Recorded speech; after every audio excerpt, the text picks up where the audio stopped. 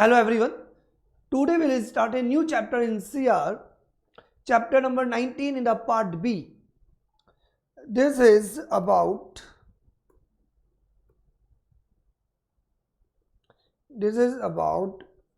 number 1, preparation and approval of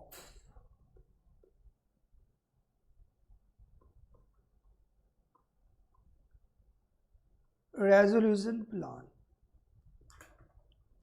chapter number 19 दो points को cover किया जाएगा. बहुत छोटा चैप्टर है, ज़्यादा बड़ा चैप्टर नहीं है. 19 number 1 preparations and second approval of what resolution plan. Sir ये क्या चल रहा है? CIRP चल रहा है, कॉर्पोरेट इंसॉल्वेंसी रेजोल्यूशन प्रोसेस. क्या करना है? जो कॉर्पोरेट डेटर है उस कॉर्पोरेट डेटर की इंसॉल्वेंसी को रिजॉल्व करना है. कहानी कहाँ से स्टार्ट हुई थी? जब किसी फाइनेंशियल क्रेडिटर या ऑपरेशनल क्रेडिटर, या तो फाइनेंशियल क्रेडिटर या ऑपरेशनल क्रेडिटर या किसी कॉर्पोरेट एप्लीकेंट ने जब एप्लीकेशन दी थी एजुकेटिंग अथॉरिटी को, और एजुकेटिंग अथॉरिटी ने एप्लीकेशन को एडमिट कर लिया. जैसे ही एप्लीकेशन एडमिट की, हम बोलते हैं इंसॉल्वेंसी आपका कमेंस हो गया, CIRP आपकी कमेंस हो गई. और जब आपका CIRP कमेंस हो गया तो देन स्टार्टिंग में IRP अपॉइंट किया जाता है. जब कमिटी ऑफ क्रेडिटर्स बन जाती है, कमिटी ऑफ क्रेडिटर्स, जब कमिटी ऑफ क्रेडिटर कॉन्स्टिट्यूट हो जाती है, वो अपनी पहली मीटिंग के अंदर रेजोल्यूशन प्रोफेशनल को अपॉइंट कर देती है. इसका मतलब ये हुआ कि रेजोल्यूशन प्रोफेशनल आ चुका है. कौन आ गया है? Resolution professional has entered. ये जो रेजोल्यूशन प्रोफेशनल जो आया, ये इंसॉल्वेंसी को रिजॉल्व करने के लिए आया है. बेसिकली हमें करना क्या है? इंसॉल्वेंसी को रिजॉल्व करना है. रिजॉल्व कैसे होगी insolvency? That is by the plan. क्या चाहिए? प्लान चाहिए. अरे बच्चा है, नॉर्मली बोलता है सर मुझे CS फाइनल में ऑल इंडिया रैंक लेके आनी है, मुझे बेटर रिजल्ट लेके आना है. तो वहाँ पहला पॉइंट ये आता है, योजना क्या है? What is a planning. Plan बनाना पड़ेगा. यहाँ तक कि हम घूमने का भी यदि प्लान करते हैं, कोविड-19 चल रहा है इसलिए घूमने वाली बात सही नहीं लगती, फिर भी यदि आप घूमने का भी यदि प्लान बनाते हो, कहीं जाने का भी यदि आप प्लान बनाते हो, मतलब कहीं जाने का भी यदि आप टारगेट रखते हो, तो पहले आपको प्लान बनाना पड़ता है. प्लान मीन्स ये जो कॉर्पोरेट डेटर जो इंसॉल्वेंसी के दौरे से गुजर रहा है, मतलब जो इनकैपेबल है टू पे इट्स लायबिलिटीज, इस कॉर्पोरेट डेटर की जो इंसॉल्वेंसी का जो प्रॉब्लम है, इसको रिजॉल्व करना है. कैसे रिजॉल्व किया जाए? क्या क्या तरीके मेथड्स क्या होंगे? किस तरीके से रिजॉल्व किया जाएगा? कैसे उसकी फाइनेंशियल कैपेबिलिटीज को डेवलप किया जाएगा? उसकी प्रॉब्लम्स को रिमूव किया जाएगा? Means we need a plan. तो आज हम चैप्टर नंबर 19 के अंदर यही बात करेंगे, ये प्लान क्या है, what is a plan this. And दूसरी इंपॉर्टेंट पॉइंट है, जो रेजोल्यूशन प्लान है जो कॉर्पोरेट डेटर की इंसॉल्वेंसी को रिजॉल्व करने के लिए बनाया जाएगा, ये प्लान बनाएगा कौन? एक स्टूडेंट मेरे पास आया, sir I have a problem. मैंने बोला क्या? Sir I want to, problem क्या मतलब चाहिए मेरे को, I want to pass all the groups in first attempt, या I want to get the all India rank in CS final. Very good. उसने बोला साहब एक काम करो, मुझे प्लान बना दो. If I am very experienced, I will not make the plan. हाँ, मैं ज़्यादा एक्सपीरियंस्ड हूँ तो मैं पूरा एक्यूरेट प्लान नहीं बनाऊंगा, क्योंकि यदि मैंने प्लान बनाया तो मैं क्या बोलूँगा, बेटा सुबह 4 बजे उठा के लो. अब कोई बच्चा बोले सर पागल हो गए कि 4 बजे उठा के, फिर मैं तो 4 बजे सोता हूँ. अब समझ में आ रहा है मैं क्या कहना चाह रहा हूँ? आज यदि रेजोल्यूशन प्रोफेशनल पर्सन है और यदि वो इंसॉल्वेंसी को रिजॉल्व करने के लिए प्लान बना दे कि ऐसा ऐसा कर लो, भैया जिनको करना है, जिनको रिजॉल्व करना है वो इन्वॉल्व हो तो बेटर है ना. इसका मतलब ये हुआ कि जो रेजोल्यूशन प्रोफेशनल एक प्रोफेशनल पर्सन है, वो सिर्फ ये देखेगा कि IBC के सारे प्रोविजंस प्रॉपरली इंप्लीमेंट हो रहे हैं, प्रॉपरली वर्किंग हो रहा है. Very important. अब वक्त आ गया है कि ये जो रेजोल्यूशन प्रोफेशनल है, क्योंकि सबके दिमाग में आ रहा होगा कि ये जो रेजोल्यूशन प्रोफेशनल है, ये पर्सन प्लान बनाता है. No no no no no no no no no. क्योंकि अब वक्त आ गया है राज ओपन करने का। ये रेजोल्यूशन प्रोफेशनल ये पूरे इंसॉल्वेंसी को चेक करता है, देखता है, कॉर्पोरेट डेटर के ऑपरेशंस को मैनेज करता है, सारी वर्किंग को देखता है, पूरा कंट्रोल इसका है, पूरा मैनेजमेंट इसका है, सारे रूल्स को देखेगा, सारे रेगुलेशंस को देखेगा, सारे प्रोविजन को चेक करेगा, लेकिन प्लान ये नहीं बनाएगा, क्योंकि जो रिजॉल्व करेगा वही प्लान बनाएगा। प्लान वो बनाएगा जिसको जरूरत है, जो रिजॉल्व करने के लिए आएगा वो प्लान बनाएगा, जिसको जरूरत है वो प्लान बनाएगा। क्योंकि पहला तो ये बात ही आती है कि प्लान क्या होगा, इससे ही आपको समझ में आ जाएगा कि प्लान बनाएगा कौन। आज ये बताओ कि आपको कॉर्पोरेट डेटर है, उस कॉर्पोरेट डेटर की इंसॉल्वेंसी को रिजॉल्व करना है, तो कैसे इंसॉल्वेंसी रिजॉल्व होगी?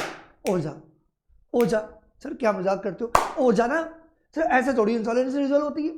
तो इंसॉल्वेंसी जो है कॉर्पोरेट डेटर की, जो रिजॉल्व कैसे करोगे, उसकी प्रॉब्लम्स को देखा जाएगा। मतलब उसके फंड की जरूरत है, उसे मैनेजमेंट की जरूरत है। तो सिंपल सा पॉइंट है, मैं आज उस कंपनी को खरीद लूं, या मर्ज कर लूं, तो ऑब्वियसली जो मेरी स्किल है, जो मेरी कैपेबिलिटी है, जो मेरा मैनेजमेंट है, उससे वो कंपनी क्या होगी? रिवाइव हो जाएगी, बेटर हो जाएगी। ओके सर, प्लानिंग में क्या आता होगा? कंपनी को खरीदना, कंपनी को एक्वायर करना, मर्ज करना, तो ये कुछ वन ऑफ द प्लान्स है। ओके तो इमेजिन करो ये कॉर्पोरेट डेटर है विप्रो। तो corporate debtor for example Wipro है। अब विप्रो की इंसॉल्वेंसी को आपको रिजॉल्व करना है। ये for example there is another, ये ए लिमिटेड ने प्लान बनाया कि अपन एक काम करते विप्रो को खरीद लेते हैं।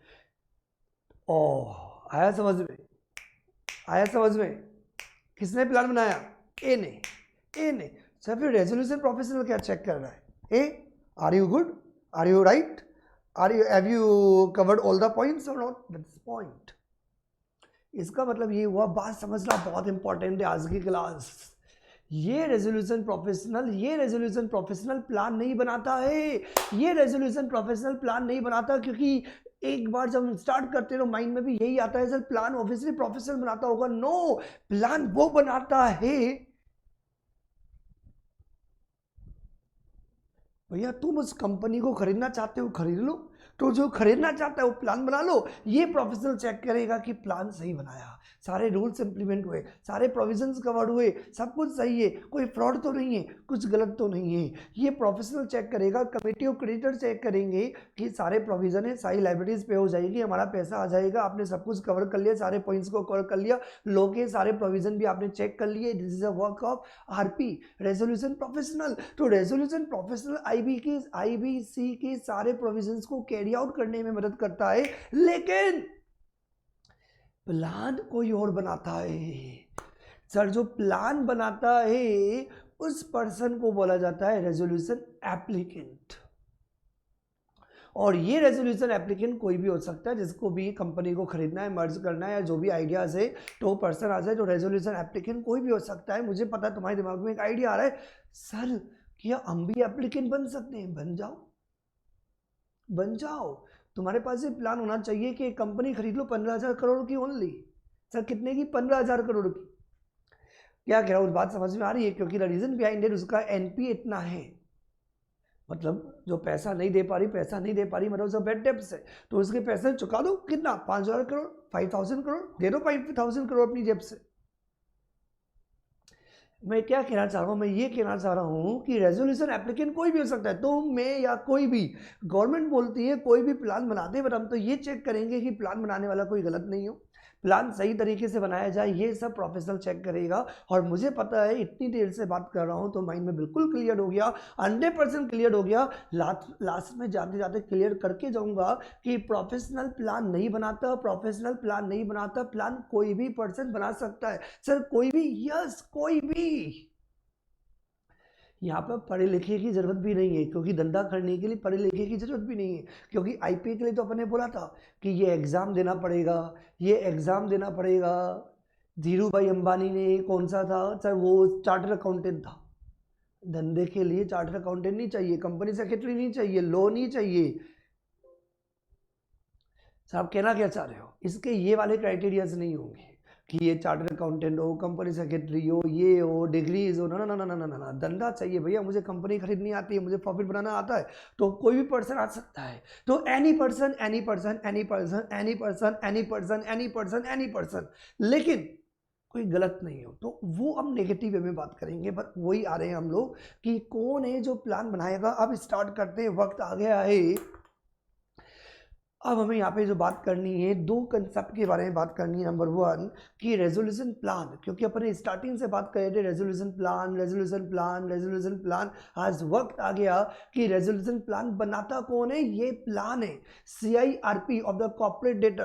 तो कॉर्पोरेट डेटर की इंसॉल्वेंसी को रिजोल्व करने के लिए प्लान बनाया जाता है by applicant, by applicant, resolution applicant. बड़े ध्यान से पढ़ना, लॉ मेकर ने क्या दिया है।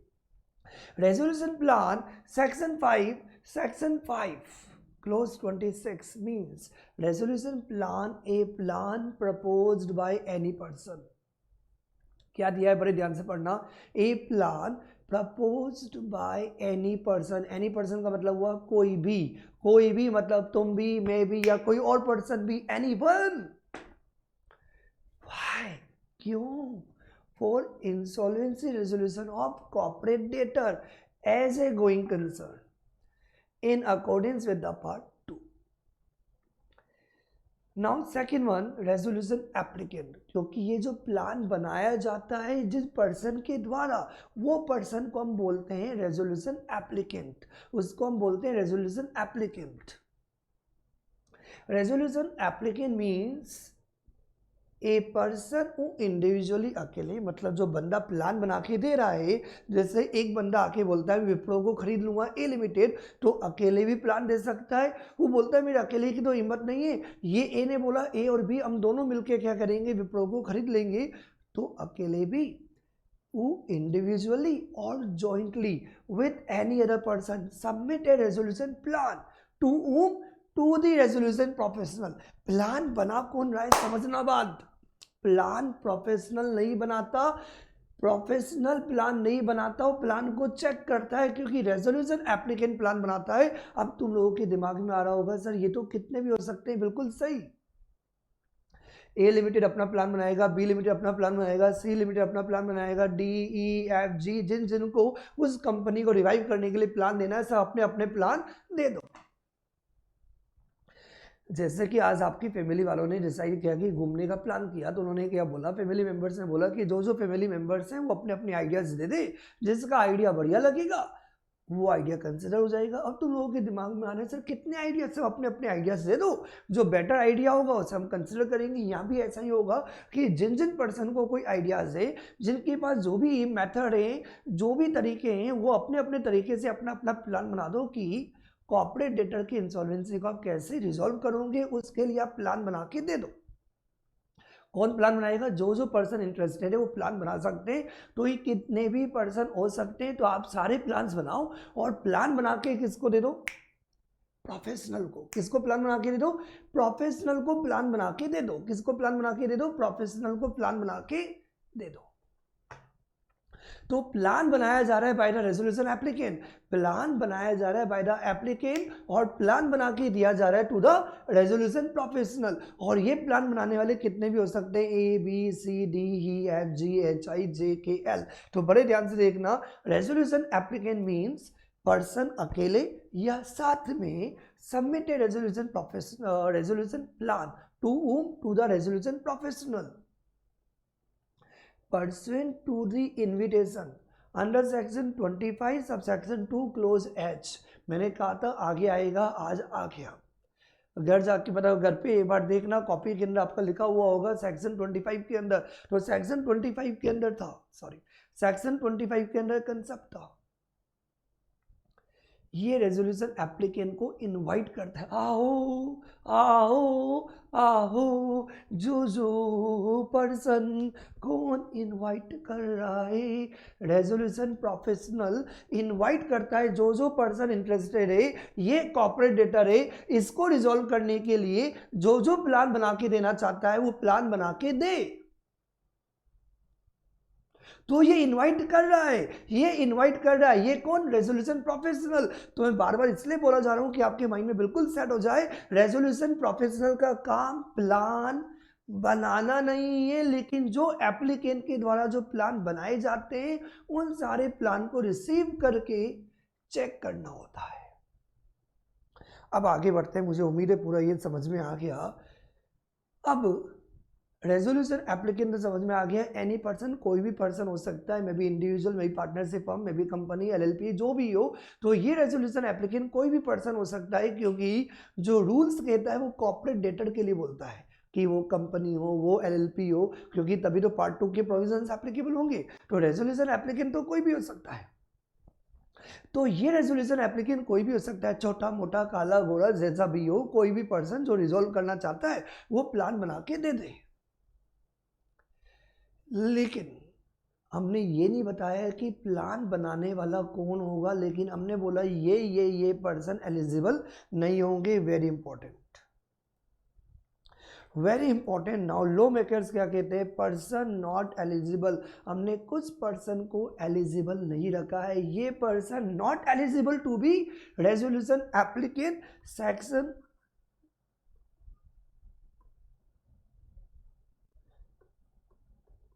29A ऑफ, ये तो पता ही है तुम्हें, IBC 2016, IBC का सेक्शन 29A। ये सेक्शन 29A क्या बताता है? ये बताता है ये पर्सन्स एलिजिबल नहीं है, क्योंकि कोई भी पर्सन रेजोल्यूशन एप्लीकेंट के रूप में रेजोल्यूशन प्लान सबमिट कर सकता है। रेजोल्यूशन एप्लीकेंट क्या है? कोई पर्सन है जो प्लान सबमिट करता है प्रोफेशनल को। तो कोई भी पर्सन प्लान दे सकता है, लेकिन ये पर्सन्स जो हम बात करेंगे, ये पर्सन्स प्लान नहीं देंगे, इनके प्लान को एक्सेप्ट नहीं किया जाएगा। जिसका खुद का पता नहीं, क्या चले हो पता बताने। जब पता नहीं खुद को पता, किसी को क्या बताओगे पता। कुछ बात समझ में आ रही है? बड़ा इंटरेस्टिंग है, बहुत इंपॉर्टेंट है, एग्जाम के पॉइंट से बहुत इंपॉर्टेंट है। सेक्शन 29A ये डायरेक्टली भी एग्जाम में आ सकता है कि कौन कौन से पर्सन से जो एलिजिबल नहीं है टू बी रेजोल्यूशन एप्लीकेंट, और इसमें 1-2 पॉइंट पर केस स्टडी भी बन सकती है। बहुत इंटरेस्टिंग। आज हम स्टार्ट करने वाले हैं कि कोई भी पर्सन प्लान दे सकता है, लेकिन ये पर्सन्स एलिजिबल नहीं है। याद करने का तरीका, जिसका खुद का पता नहीं है, जिसका खुद का बैकग्राउंड सही नहीं है, जो खुद बढ़िया नहीं है। यदि ये बेगर बोलता है मैं तुम्हें आज सिखाता हूं अमीर कैसे बना जाता है, अब बोलो बावला है क्या? खुद तो भिखारी है, भीख मांग रहा है, अल्लाह के नाम पे दे दे बाबा, अल्लाह के नाम पे दे दे बाबा। और वो क्या बोला है? I will tell you how to become rich, how to earn crore rupees, I know. अबे गधे, खुद तो बन जा। तो सिंपल सा पॉइंट है। ऐसे ही कुछ पॉइंट्स बनाए गए हैं जहां हमें लगता है भैया या तो तुम बताने लायक नहीं हो, तुम कैरेक्टर लूज हो, या तुम्हारी कैपेबिलिटीज नहीं है, तुम बेकार इंसान हो, तुम्हारे प्लान को कंसिडर नहीं करेंगे, तुम्हारा प्लान सही नहीं होगा, या तुम गंदे टाइप के इंसान हो, तुम्हारे प्लान को एक्सेप्ट नहीं करेंगे। तो देखते हैं किसके प्लान को एक्सेप्ट नहीं किया जाता, कौन कौन पर्सन एलिजिबल नहीं है to be resolution applicant. Section 29A point number A बोलता है अनडिस्चार्ज्ड इंसॉल्वेंट। तुम तेरे इंसॉल्वेंट, तुम खुद अपनी लाइबिलिटीज को पे नहीं कर पाया और अभी तक है तुम अनडिस्चार्ज्ड। तुम्हारा खुद का पता नहीं चली किसी और को फुट। मतलब वो पर्सन जो खुद अनडिस्चार्ज इंसॉल्वेंट है, वो बोलता है मैं तेरी इंसॉल्वेंसी सॉल्व करूंगा। अबे गधे, पहले खुद का तो पता देख ले। कुछ बात समझ में आ रही? बड़ा इंटरेस्टिंग है। मतलब जो पर्सन खुद अनडिस्चार्ज्ड इंसॉल्वेंट है, जो पर्सन खुद अनडिस्चार्ज्ड इंसॉल्वेंट है, वो रेजोल्यूशन प्लान सबमिट नहीं कर सकते, वो एलिजिबल नहीं है to be resolution applicant. Second point, जो विलफुल डिफॉल्टर है, कौन है? Wilful defaulter. डिफॉल्टर मतलब जिन्होंने अपनी लाइबिलिटीज नहीं पे की है, जो अपनी लाइबिलिटीज नहीं पे कर रहे, जिन्होंने बैंक से कोई लोन लिया, बैंक का पैसा खा गए, गंदे लोग। और दूसरी बात, डिफॉल्टर तो कोई वक्त के साथ भी हो जाता है। मैंने भी कोई बैंक से लोन लिया और नहीं पे कर पाया, वो डिफॉल्टर हुआ। लेकिन मैंने डिफॉल्टर के साथ एक वर्ड यूज किया, विलफुल, मतलब ये कि जिन्होंने फ्रॉड किया था, जानबूझ के पैसा खा गए, वो विलफुल डिफॉल्टर की बात की जा रही है। नीरव मोदी की बात की जा रही है, विजय माल्या की बात की जा रही है, गंदे लोगों की बात की जा रही है। तो जो भी विलफुल डिफॉल्टर है, as per RBI guidelines under the banking regulation act 1949, कितने पॉइंट हुए? 2 पॉइंट हुए। क्या टारगेट है? आज हम बात करने जा रहे हैं सेक्शन 29A। कौन सा? 29A। 29A में क्या है? कौन कौन से पर्सन्स एलिजिबल नहीं है टू बी रेजोल्यूशन एप्लीकेंट। पहला पॉइंट क्या है? Undischarged insolvent. पॉइंट नंबर 1 है undischarged insolvent. Point number B कौन है? Wilful defaulter. Vijay Mallya, Nirav Modi, wilful defaulter. Defaulter मतलब जिन्होंने अपने लोन जो बैंक से लिए थे वो टाइमली रिपे नहीं किए, तो वो आरबीआई की जो भी गाइडलाइंस हैं under the banking regulation act 1949, वो विलफुल डिफॉल्टर की कैटेगरी में आ गए। सारे डिफॉल्टर्स विलफुल डिफॉल्टर नहीं है, क्योंकि वक्त के साथ भी डिफॉल्टर हो जाता है। कोविड-19 की वजह से कोई बंदा अपनी लाइबिलिटीज नहीं पे कर पा रहा है, उसका नाम डिफॉल्टर की लिस्ट में आ गया, तो वो सिर्फ डिफॉल्टर है, विलफुल नहीं है, क्योंकि इसके कोई बैड इंटेंशंस नहीं है, उससे कोई फ्रॉड नहीं किया। हम बात कर रहे हैं जिनके फ्रॉड के इंटेंशंस है, जिन्होंने कुछ गलत किया, विलफुल डिफॉल्टर। ऐसे पर्सन्स को हम अलाउ नहीं करेंगे कि तुम प्लान दो। Now point number C. Point number C, मुझे पता है ये थोड़ा सा टिपिकल है, नहीं इंटरेस्टिंग है। टिपिकल इसलिए बोला क्योंकि जब हम रीड करेंगे लैंग्वेज तो कुछ भी समझ में नहीं आएगा, फिर भी मैं रीड करूंगा, इसको मैं प्रॉपरली इजी लैंग्वेज में एक बार लिखूंगा। लेकिन एक बार फिर भी जो लॉ मेकर ने जो पॉइंट नंबर सी में जो कवर किया है, एक बार हम वो लैंग्वेज यूज करेंगे, क्या लिखा हुआ है वो एक बार देखे तो सही है। देन बाद में मैं इसे इजी लैंग्वेज में लिखवा दूंगा पॉइंट नंबर सी को। At the time of submission of resolution plan, ये तो समझ में आ जाता है। At the time of submission of resolution plan as an account or on account of the corporate data under the management or control of such person or of whom such person is a promoter classified as NPA in accordance with the guidelines of RBI or the guidelines of the financial sector regulator under any law for the time in force at least for a period of 1 year elapsed from the date of such classification till the date of the commencement of CIRP of the corporate debtor। कुछ समझ में आया? तो एक काम करते हैं, वापस से हम पॉइंट नंबर सी पे आएंगे। एक बार मैं पहले पॉइंट नंबर सी लिखवा देता हूं कि बेसिकली जो पॉइंट नंबर सी है वो कहता क्या है। वो कहता है at the time of submission of resolution plan, at the time of submission of resolution plan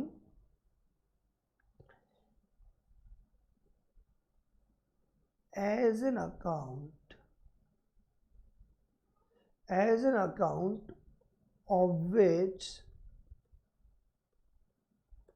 has been classified as NPA is a promoter of corporate debtor, the account of which has been classified as NPA। ये सब और है। is in management of corporate debtor, the account of which has been classified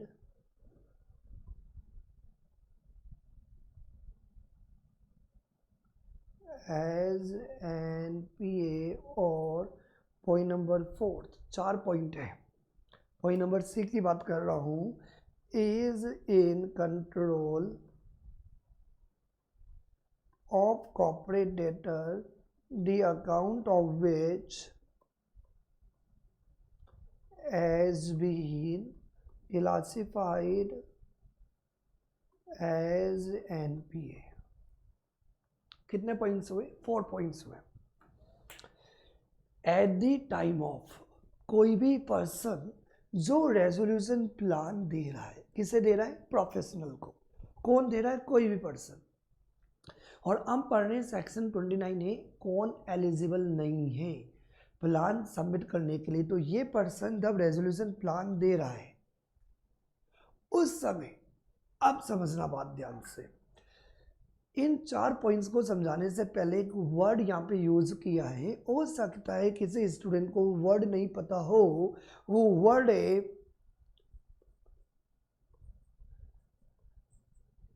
NPA। एक word use किया गया यहाँ पे, that is NPA, non performing asset.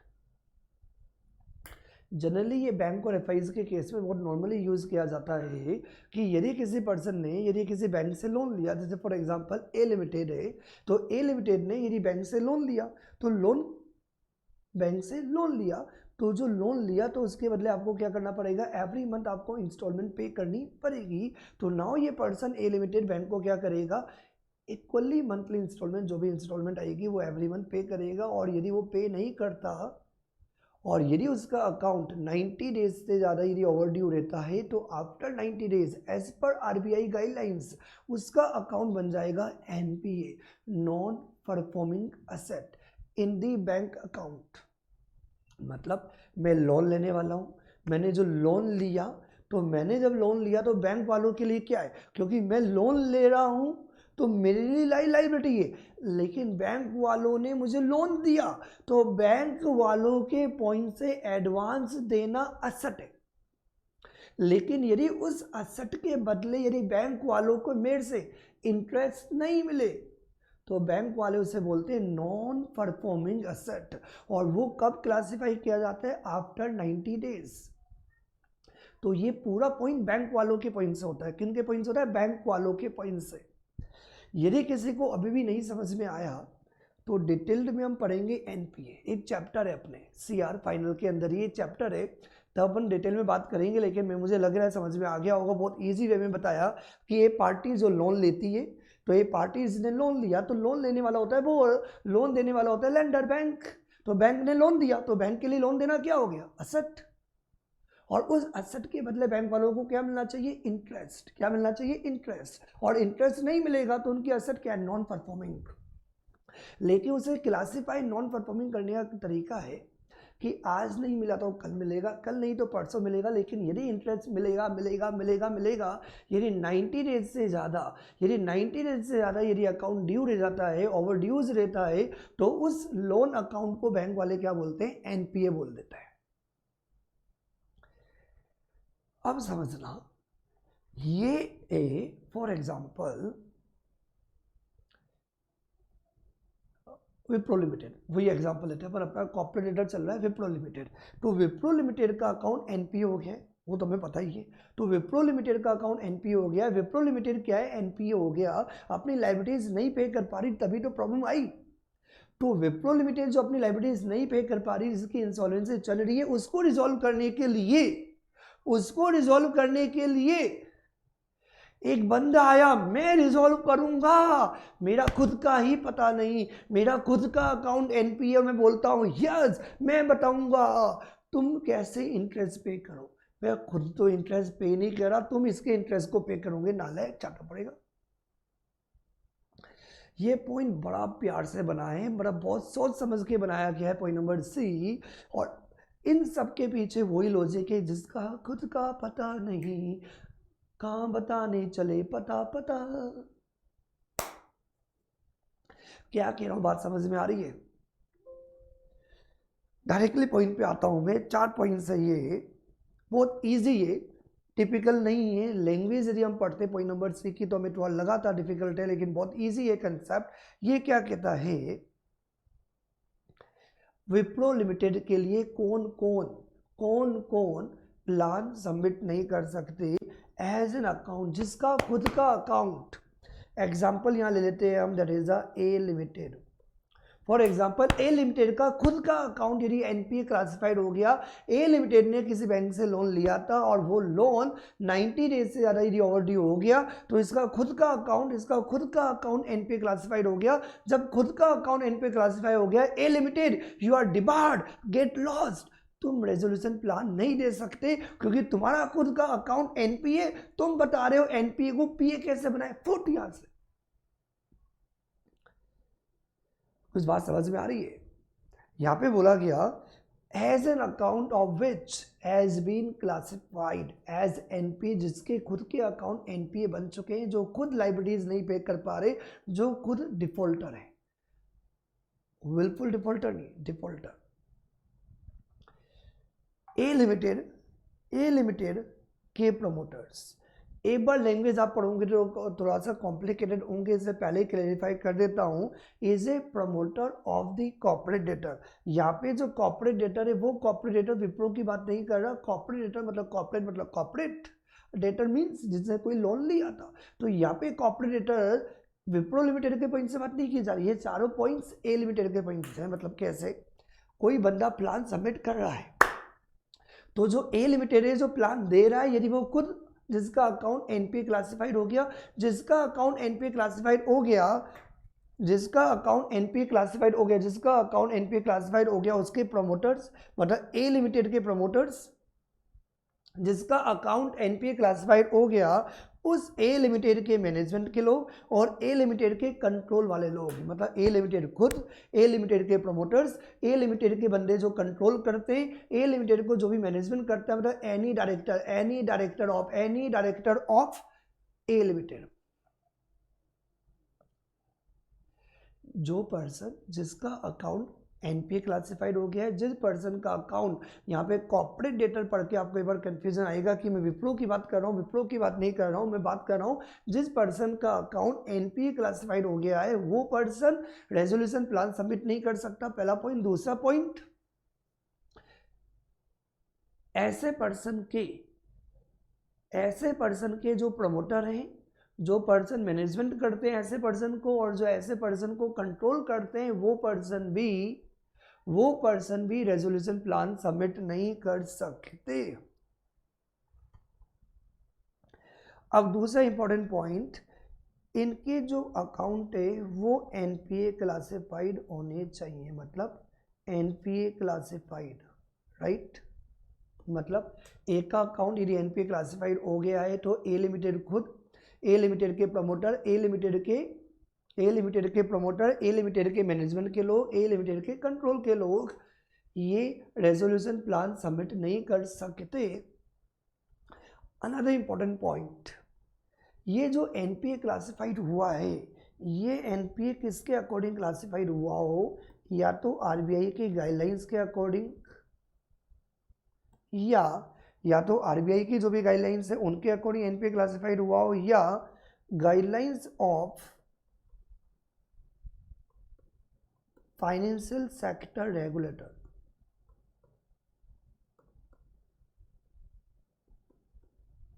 Mean जो भी आरबीआई की गाइडलाइंस है, जो भी फाइनेंशियल सेक्टर रेगुलेटर की जो भी गाइडलाइंस है, उनकी गाइडलाइंस के अकॉर्डिंग, और एनपीए क्लासिफाइड हुए कितना टाइम हो गया, एटलीस्ट 1 ईयर लैप्स्ड। मतलब ये कि ए लिमिटेड यदि नया एनपीए बना है, गलती हो जाती है तो चलेगा, लेकिन ए लिमिटेड एनपीए बन चुका है और ए लिमिटेड को एनपीए बने कम से कम 1 ईयर का टाइम पीरियड हो गया है, देन ऐसा ए लिमिटेड खुद, उसके प्रमोटर, उसके मैनेजमेंट के लोग और कंट्रोल के लोग, ये रेजोल्यूशन प्लान सबमिट नहीं कर सकते, रेजोल्यूशन एप्लीकेंट के लिए इनएलिजिबल है। क्या क्या रिक्वायरमेंट है,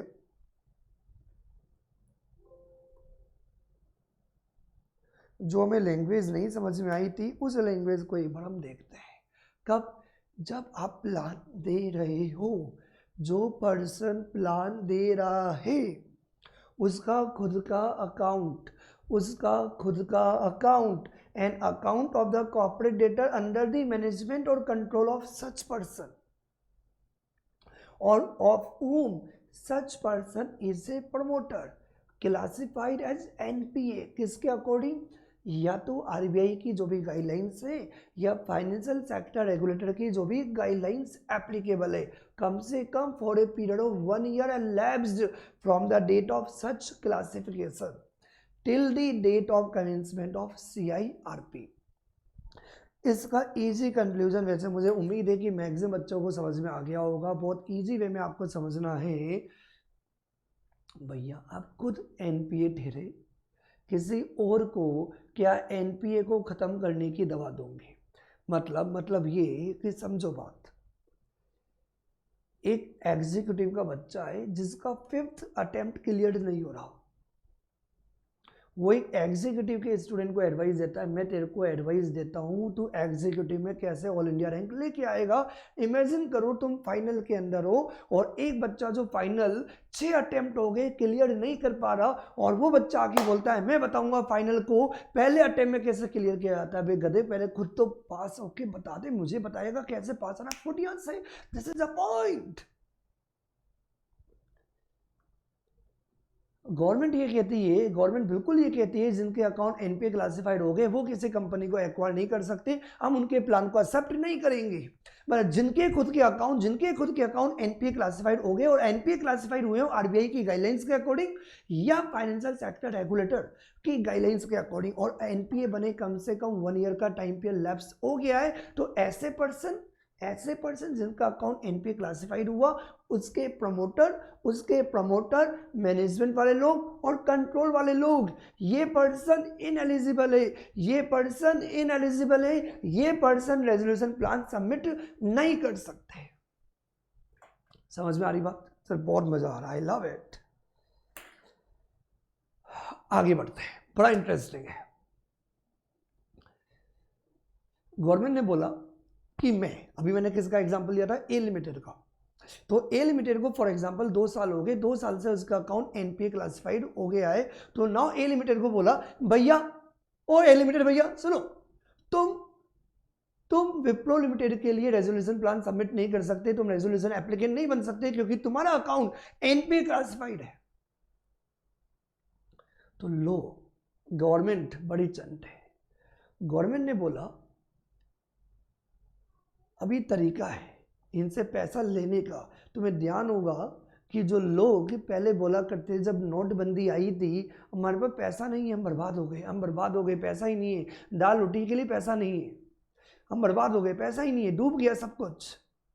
जैसे ही नोटबंदी नरेंद्र मोदी ने अनाउंस करते ही बहुत लोगों ने बोला कि पुराना पैसा तो आप ले लो, ये एडवांस भी ले लो। भैया 10 दिन पहले आप बोल रहे थे पैसा नहीं है और 10 दिन बाद बोलते हो कि पूरा पैसा ले लो और एडवांस भी ले लो। लालच देना पड़ेगा, क्योंकि ए लिमिटेड को यदि रेजोल्यूशन प्लान यदि सबमिट करना है तो हमने बोला तुम्हारा अकाउंट एनपीए क्लासिफाइड है, एक काम करो, जितना भी तुम्हारा ड्यूज अमाउंट है यदि पूरे ड्यूज अमाउंट पे कर दो तो तुम्हें हम रेजोल्यूशन प्लान सबमिट करना अलाउ करेंगे। एटलीस्ट बैंकों के एनपीए का पैसा तो आएगा, बैंकों के एनपीए तो नहीं बनेंगे।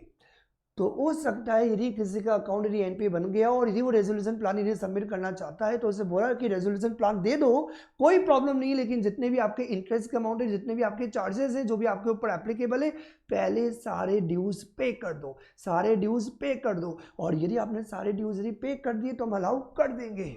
Very interesting. provided that person shall be eligible to submit a resolution plan if such person।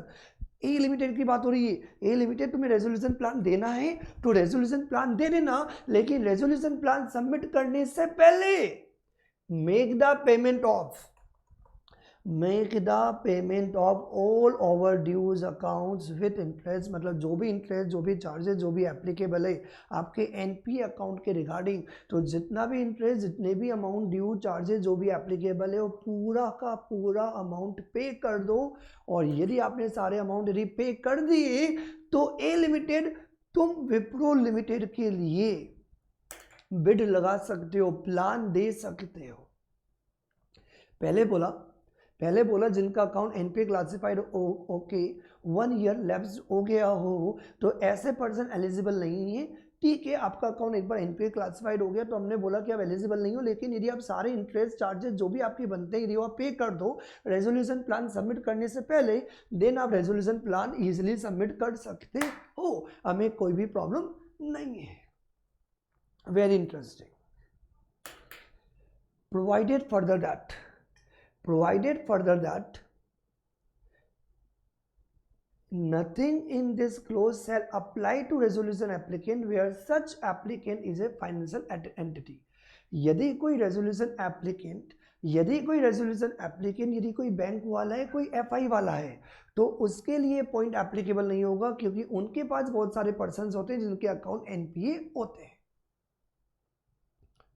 क्योंकि बैंक के लिस्ट में बहुत सारे पर्सन होते हैं जो अकाउंट एनपीए बन जाते हैं। तो इसलिए बोला कि ये जो पॉइंट नंबर सी है, ये पॉइंट नंबर सी हर पर्सन के लिए एप्लीकेबल होगा जो भी रेजोल्यूशन प्लान सबमिट करेगा। लेकिन यदि रेजोल्यूशन प्लान देने वाला यदि कोई फाइनेंशियल एंटिटी हुआ तो फाइनेंशियल एंटिटी के लिए प्रोविजंस एप्लीकेबल नहीं होगा if not a related party to the corporate data.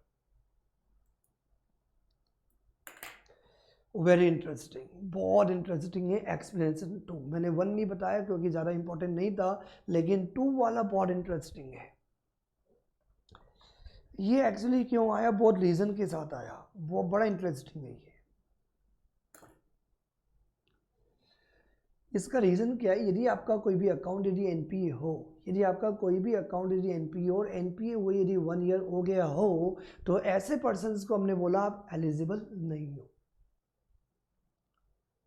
यदि आपका अकाउंट यदि एनपीए हो और यदि आपका अकाउंट यदि एनपीए हो और एनपीए हुए यदि आपका 1 ईयर हो गया है तो उस केस में आप एलिजिबल नहीं हो। फॉर एग्जांपल ये बी लिमिटेड है, राइट। बी लिमिटेड का एनपीए से कोई भी लेना देना नहीं है, लेकिन बी लिमिटेड ने क्या किया, विप्रो लिमिटेड को एक्वायर कर लिया। और विप्रो लिमिटेड क्या है, एनपीए। ऑब्वियसली एनपीए तो है, तभी तो इंसॉल्वेंसी चल रही है। इंसॉल्वेंसी का मतलब ही क्या होता है, एनपीए। इंसॉल्वेंसी का मतलब क्या होता है इंसॉल्वेंसी, लाइबिलिटीज को नहीं पे कर पाना। लाइबिलिटीज को नहीं पे कर पाना, इसका मतलब आपका अकाउंट क्या हो गया, एनपीए बन गया है। तो जब आपका अकाउंट एनपीए है तो विप्रो लिमिटेड का अकाउंट एनपीए, बी लिमिटेड का कोई लेना देना नहीं था, बी लिमिटेड का अकाउंट एनपीए नहीं था। तो जब बी लिमिटेड का अकाउंट एनपीए नहीं था तो बी लिमिटेड ने क्या किया, रेजोल्यूशन प्लान बनाया और रेजोल्यूशन प्लान के अकॉर्डिंग विप्रो को एक्वायर कर लिया। विप्रो को एक्वायर कर लिया किसने, बी ने। कर सकती, बिल्कुल कर सकती है। तो बी ने क्या किया, विप्रो को एक्वायर कर लिया। कोई कंफ्यूजन? अभी एक्वायर्ड किए 6 महीने ही हुए थे। सर कैसे एक्वायर किया था, बी ने क्या किया था, रेजोल्यूशन प्लान बनाया था और वो जो अप्रूव्ड कर लिया गया था। फाइनली किसके द्वारा अप्रूव्ड होता है, पहले प्लान बनाया जाता है एप्लीकेंट के द्वारा, ये प्लान बना के दिया जाता है प्रोफेशनल को। प्रोफेशनल इस प्लान को रखते हैं कमिटी के अंदर एंड कमिटी फाइनली देती है ए को, ए अप्रूव कर देता है। और जैसे ही रेजोल्यूशन प्लान एडजुडिकेटिंग अथॉरिटी के द्वारा अप्रूव हो जाता है, वो प्लान आपको इम्प्लीमेंट करना होता है। तो धीरे धीरे एज पर द प्लान ये बी लिमिटेड विप्रो को क्या करेगी, रिवाइव करेगी। तो नाउ बी लिमिटेड ने, विप्रो लिमिटेड इसका अकाउंट एनपीए उसको एक्वायर कर लिया as per the resolution plan approved, और अभी सिर्फ 6 महीने हुए हैं। नाउ बी लिमिटेड के दिमाग में आया देयर इज अनदर कंपनी जिसका नाम है सी लिमिटेड, और ये सी लिमिटेड को एक्वायर करना है। किसको एक्वायर करना है, सी लिमिटेड को। और ये सी लिमिटेड के लिए क्या बनना चाहती है, बी लिमिटेड रेजोल्यूशन एप्लीकेंट बनना चाहती है, बन सकती है। प्रॉब्लम आ गई पॉइंट नंबर सी की, जब बी लिमिटेड सी लिमिटेड के लिए, सर बताओ विप्रो पे थे सी पे, बात समझनी पड़ेगी। आपने एक बार जिसका अकाउंट एनपीए था उसको एक्वायर कर लिया, क्योंकि आप पहले एनपीए नहीं थे। जब आप पहले एनपीए नहीं थे तो आपने क्या किया, एक कंपनी को खरीद लिया इजीली। थोड़ा सा समझने वाला है, शांति से सुनना पड़ेगा। कौन है एप्लीकेंट यहाँ पे? नॉर्मली एप्लीकेंट है बी लिमिटेड। तो बी लिमिटेड ने अपनी बिड लगाई, अपना प्लान सबमिट किया। उस प्लान के अकॉर्डिंग विप्रो जो एनपीए था, जो इंसॉल्वेंसी को रिजॉल्व करने सीआईआरपी में जा रहा था, तो उसका रेजोल्यूशन प्लान अप्रूव हुआ, तो विप्रो को एक्वायर कर लिया बी ने। अभी 6 महीने का टाइम पीरियड बीता ही था, इतने में बी को कोई प्रॉब्लम नहीं आई। सी लिमिटेड एक अनदर कंपनी जिसका भी सीआईआरपी चल रहा था, सीआईआरपी चल रहा है, तो नाउ बी लिमिटेड के दिमाग में आया है कि हम सी लिमिटेड को एक्वायर करते हैं, और बी लिमिटेड ने सी लिमिटेड को एक्वायर करने के लिए एक रेजोल्यूशन प्लान सबमिट किया। लेकिन जैसे ही रेजोल्यूशन प्लान बनाया और रेजोल्यूशन प्लान को सबमिट करने की बारी आई, तो रेजोल्यूशन प्लान वही सबमिट कर सकता है जिसका अकाउंट एनपीए नहीं हो, और बी लिमिटेड का अकाउंट एनपीए हो गया due to the reason of B limited ने किसको एक्वायर कर लिया? विप्रो को। अब बी लिमिटेड के अकाउंट में बी लिमिटेड के पास क्या है? बी लिमिटेड के पास क्या है? विप्रो, और विप्रो का अकाउंट क्या है? एनपीए। इसका मतलब बी लिमिटेड भी क्या हो गई? बी लिमिटेड भी क्या हो गई? एनपीए। बी लिमिटेड बोली फंस गए हम, तो हमने विप्रो को खरीदा, हम चाहते हैं कि इससे को भी खरीद ले। हमने विप्रो को खरीदा, तो विप्रो को जब हमने खरीदा तो ऐसा नहीं खरीदा ओ वेरी भाई। आज सिंपल सी बात है, कोई बच्चा बोलता है सर चिन्मय ट्यूटोरियल से बहुत सारी ऑल इंडिया रैंक आती है, सर मुझे भी आना है, आया ऑल इंडिया रैंक बन गई। मजाक हो रहा है बेटा, 7 महीने तो डिवोट कर, तो धीरे धीरे धीरे धीरे आता है, एकदम से थोड़े हो गया कुछ भी। तो ऑब्वियसली बी लिमिटेड ने विप्रो को एक्वायर किया, एक्वायर्ड होगी पीए। वाह, मजाक हो रहा है क्या? पॉलिसीज बनेगी, मैनेजमेंट आएगा, सिस्टम आएगा, इंप्रूव होने में टाइम लगेगा, एकदम से थोड़ी हो जाता है। ये थोड़ी है कि बी लिमिटेड भगवान है, ओम ठीक हो जा कंपनी, ऐसे थोड़ी होता है। प्रैक्टिकल प्रॉब्लम थी, लॉजिकल बनाया गया है प्रोविजन। तो ये क्यों बनाया गया है? ये इसलिए बनाया गया है कि यदि कोई एक नॉर्मल कंपनी, एक फाइनेंशियल प्रॉफिटेबल कंपनी, यदि किसी एनपी वाली कंपनी को एक बार खरीद ले रेजोल्यूशन प्लान के अकॉर्डिंग, और फिर यदि वो किसी और कंपनी को भी यदि एक्वायर करना चाहती है, तो 1 ईयर वाला क्लोज प्रॉब्लम क्रिएट करता है। क्योंकि बी लिमिटेड का अकाउंट विप्रो लिमिटेड के अकाउंट की वजह से एनपीए हुए अभी सिर्फ 6 महीने हुए, क्योंकि 6 महीने पहले ही खरीदा था। तो इसका मतलब ये कि बी लिमिटेड के अकाउंट को एनपीए हुए अभी सिर्फ 6 महीने हुए, तो इसका मतलब ये इसका अकाउंट क्या हो गया? एनपीए हो गया है। और इसका अकाउंट एनपीए हुए 6 महीने नहीं हुआ, क्योंकि विप्रो की वजह से हुआ, तो ये तो एनपीए। तो जब बी लिमिटेड का अकाउंट विप्रो की वजह से यदि एनपीए हो गया, तो ये क्या हो गई? इनएलिजिबल। मतलब 6 महीने वाला जो कंसेप्ट है वो 1 ईयर के अंदर नहीं आएगा, क्योंकि 1 ईयर किसके लिए हुए? वो विप्रो के लिए। तो विप्रो के अकाउंट को एनपी बने 1 ईयर से ज़्यादा हो गया था, तो बी लिमिटेड का अकाउंट भी एनपी बने बहुत टाइम हो गया, तो बी लिमिटेड का अकाउंट भी क्या हो गया? एनपी हो गया। अब यदि बी लिमिटेड का अकाउंट यदि एनपीए है, यदि बी लिमिटेड का अकाउंट यदि एनपीए है, तो ये बी लिमिटेड सी लिमिटेड के लिए रेजोल्यूशन प्लान सबमिट नहीं कर सकता, और ये बोलता है बहुत अच्छी डील आ रही है, मैं सी लिमिटेड को एक्वायर करना चाहता हूं। तो हमने बना दिया explanation 2। Now we come to the explanation 2, और एक्सप्लेनेशन 2 में क्लियरली मेंशन है क्या? बी लिमिटेड का कोई भी अकाउंट एनपीए नहीं है। बी लिमिटेड ने रेजोल्यूशन प्लान के परस्यूएंट पहले विप्रो लिमिटेड को खरीदा। विप्रो लिमिटेड इसका अकाउंट एनपीए था, उसकी इंसॉल्वेंसी को रिजॉल्व करने के लिए रेजोल्यूशन प्लान के अकॉर्डिंग बी लिमिटेड ने विप्रो लिमिटेड को एक्वायर्ड किया। तो विप्रो लिमिटेड का अकाउंट एनपीए होने की वजह से बी लिमिटेड का भी अकाउंट एनपीए हो गया। तो देन वो एनपीए वाला जो क्लोज है, वो क्लोज अब बी लिमिटेड के लिए ऊपर एप्लीकेबल नहीं होगा। बी लिमिटेड अब यदि किसी और कंपनी को रिवाइव करने के लिए रेजोल्यूशन प्लान यदि सबमिट करना चाहती है, किसी और कंपनी को यदि एक्वायर करना चाहती है, तो खरीद सकती है 3 साल तक, कोई प्रॉब्लम नहीं है। इट मीन्स हम ये कहते हैं कि आपको 3 साल का वक्त दिया बी लिमिटेड, आप विप्रो लिमिटेड को रिवाइव करो, और 3 साल के अंदर विप्रो लिमिटेड का अकाउंट यदि एनपीए नहीं भी हुआ, तो आप किसी और कंपनी का अकाउंट जिसका एनपीए है उसको आप एक्वायर कर सकते हो, रिवाइव करने के लिए कोई प्रॉब्लम नहीं है। लेकिन यदि आपने रेजोल्यूशन प्लान के अकॉर्डिंग विप्रो लिमिटेड को एक्वायर किया और अब तक हो गए 4 साल, अभी भी विप्रो लिमिटेड की वजह से आपका अकाउंट है एनपीए, अब तुम किसी भी कंपनी को खरीद नहीं सकते। ये क्लोज बेनिफिट देती है ओनली स्टार्टिंग के 3 इयर्स। मींस हम इनडायरेक्टली ये कहना चाह रहे हैं कि यदि आप किसी कंपनी का अकाउंट जिसका एनपीओ हो गया, आप ऐसे कंपनी को यदि आप एक्वायर करते हो तो हमें पता है इमीडिएटली वो कंपनी को आप रिवाइव नहीं कर पाओगे।